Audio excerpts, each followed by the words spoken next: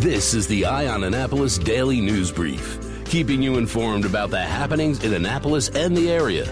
Local news, local sports, local events, local opinion, and of course, local weather.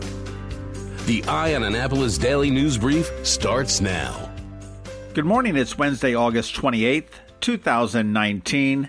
This is John Frenaye, and this is your Eye on Annapolis Daily News Brief. Yesterday afternoon, Ann Colt-Litis, Anne Arundel County's state's attorney, announced that Dylan Augustiniak, 19 of Jessup, has entered a plea of guilty in the first-degree murder of Stephen Wilson. Wilson was shot in a model home that he was selling in a new housing development in Hanover back in December of 2018. On December 5th, Anne Arundel County Police and Fire Department responded to the model home on Newmanstown Drive after receiving a 911 call made from the victim's cell phone. Most of the call was inaudible, but the caller did ask for an ambulance, and a few moments later, a second voice in the background demanded, "Where's the money and who are you talking to?" The phone then went dead. Augustiniak did take the victim's cell phone, laptop, keys, and power cords. He sold the victim's phone to his neighbor, who was really on the ball, realized that it was a stolen phone, and with the news reports of the murder, called the police and gave them Augustiniak's name. Strangely enough, just minutes after the murder, Augustiniak logged into the Snapchat account from that phone and sent an outgoing Snapchat message. He was arrested on December 7th, and he is scheduled to be sentenced on October 23rd by Circuit Court Judge Michael Wachs. A very scary wake-up call in Odenton yesterday morning. At about 5:40, a woman woke up in the 2400 block of Apple Blossom Lane, which is condominiums, to find that there was a male suspect sexually assaulting her while she slept. The female victim screamed, at which time the suspect exited the residence through a window. Anne Arundel County Police responded, of course, with K-9 as well as a helicopter, but they were unable to locate any suspect. He has been described as a black male, approximately 25 to 35 years old, 5'10", with a medium build. Last seen wearing blue jeans, a light-colored shirt, and an orange head covering. And Anne Arundel County Police are asking anybody that may have any information to give them a call at 410-222-4732. Mostly bad news and a little bit of good news for Anne Arundel County Public Schools. The results of the latest PARCC exams are out, and that is PARCC, and that is a controversial test that's been around since 2015. And Anne Arundel County kind of mimicked the rest of the state, showing math scores dropping considerably and English tests showing some improvement. In the lower school math, Anne Arundel County scores dropped less than 5%. However, they did drop. They didn't go up. The results of the Algebra 1 exams showed a drop of 5 percentage points or more in the number of students scoring a 4 or higher in Montgomery, Frederick, Anne Arundel, Charles, and Talbot counties. Now, a 4 or a 5 score is being considered proficient. Hey, we've got some intersection improvement and speed reduction projects that are coming up that you want to know about. The Maryland Department of Transportation's State Highway Administration is beginning several projects that are going to enhance safety and improve intersection operations on 170, which is Telegraph Road out in West County, 214, which is Central Avenue down here in Edgewater, and 174 Reese Road out in West County as well. Joining us now is Charlie Gishler from the State Highway Administration with all of those details. Some improvements coming to Anne Arundel County. MDOT-SHA is going to begin several projects that are going to not only enhance safety, but also improve intersection operations. Now, this is going to happen along Telegraph Road, which is Maryland 170, Central Avenue, 214, and Maryland 174, Reese Road. First, the Maryland 174 Reese Road, Severn Road intersection. MDOT-SHA is going to be constructing a new left turn lane only for vehicles turning left from eastbound Maryland 174 to go northbound on Severn Road. Crews are also going to be lengthening the existing right turn lane from westbound Maryland 174 to northbound Severn Road. It's a $1.8 million project and it should be completed next summer. In Odenton, Maryland 170 Telegraph Road, MDOT-SHA is going to be reducing the speed limit from 50 miles an hour to 45 miles per hour on a nearly 3-mile section of Maryland 170 between Betson Avenue and Reese Road, Donaldson Avenue, Maryland 174.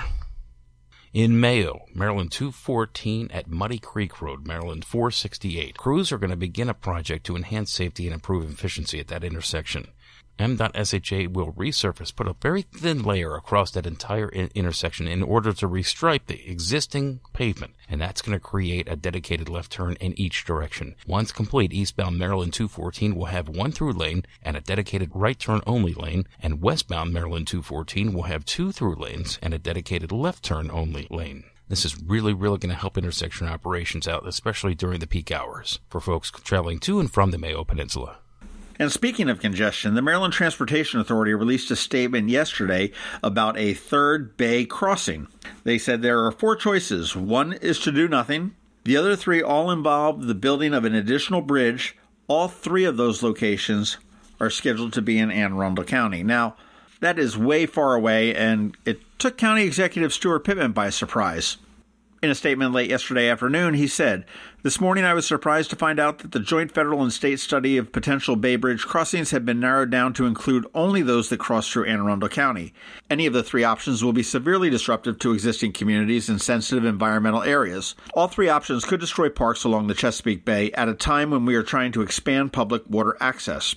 The northern crossing appears to go through Downs Park, the middle crossing appears to go through Sandy Point State Park, and the southern crossing appears to go through Beverly Triton Nature Park. The study's 2040 projections for Bay Bridge traffic are based on the assumption that the Eastern Shore will develop in ways that its communities oppose.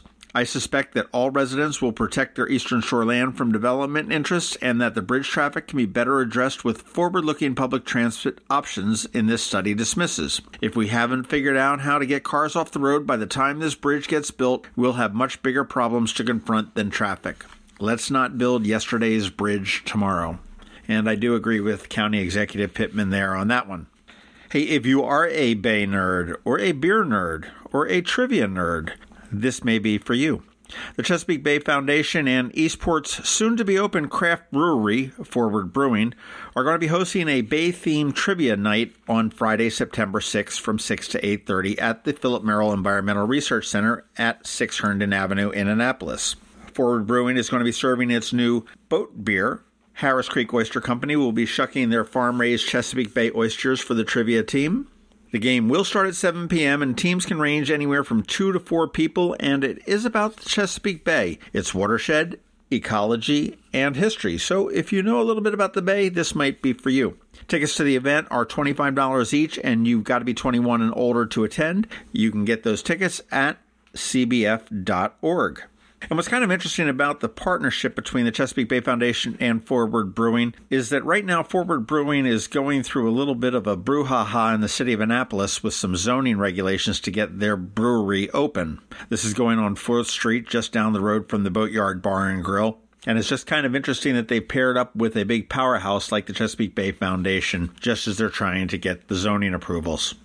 All right, that is about it for the top news today. Please make sure you're checking out eyeonannapolis.net throughout the day because we never know what's coming down the pike. Click on that first link in our show notes and find out all the different ways that you can connect with us and we can connect with you. If you are someplace you can give us a rating or a review, please do that and give us a recommendation to your friends, family, and colleagues.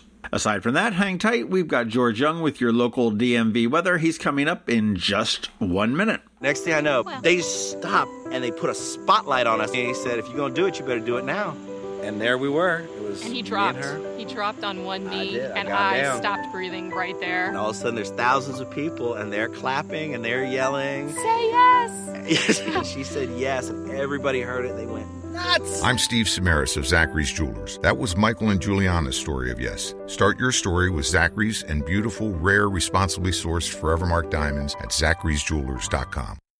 Suicide prevention starts with everyday heroes like you. Join us Saturday, September 21st at the Navy Marine Corps Stadium in Annapolis as we walk to fight suicide. Be a part of the movement turning hope into action. Funds raised will benefit the American Foundation for Suicide Prevention. Register today at afsp.org/Annapolis. Together, we can help stop suicide. Go to afsp.org/Annapolis. Going out? You need the most up-to-date local weather. Here's George Young from DMV Weather in Annapolis with today's forecast. Hey everyone, this is George with DMV Weather, and this is your Eye on Annapolis forecast for Wednesday, August 28th. Yesterday was another nice late August treat with mixed skies and highs in the 70s, and while today's temps will again be below average with readings 76 to 83 for highs, there is a likelihood of clouds and showers and possibly a thunderstorm or two as well as a cold front moves through the region from the west. But that'll set the stage for 3 very nice days in a row from Thursday through Saturday with tons of sunshine and highs in the 80s each day before a chance of showers and storms returns again on Sunday as another cold front moves through into some fairly warm warm air in the skies above. Okay, that's it for today. This is George Young of DMV Weather. Make it a great day out there today, and be sure to get our free app on all of your devices by searching for DC MDVA Weather in the Apple or Google App Stores, and also follow us on Facebook and Twitter and on our website at dmvweather.com, so you can always stay weather informed. September 28th, the second annual Twist and Stout Festival at Quiet Waters Park along the shores of the South River. Twist and Stout, a Maryland wine, craft beer, food, and arts festival presented by the Anne Arundel County Department of Recreation and Parks along with the Maryland Wineries Association. Sample dozens of craft beers and Maryland wines. There's music all day starring the Groove Spot Band, along with the Naptown Brass Band and Vertigo Red. Watch the Plein Air Painters and shop dozens of artisans, crafters, and food trucks. Tickets are on sale now at twistandstout.org. That's TWISTANDSTOUT.org. September 28th, Twist and Stout at Quiet Waters Park, noon till 6. Tickets at twistandstout.org. You've been listening to the Eye on Annapolis Daily News Brief. Tell your friends and colleagues this is the podcast where you can keep up on the latest with what's going on in Annapolis. And also tell them about our website, eyeonannapolis.net, where you can find even more information. This podcast comes to you every Monday through Friday at 7 a.m., keeping you informed with the Eye on Annapolis Daily News Brief. And take a moment to listen to our other podcast, The Maryland Crabs, released every Thursday at noon.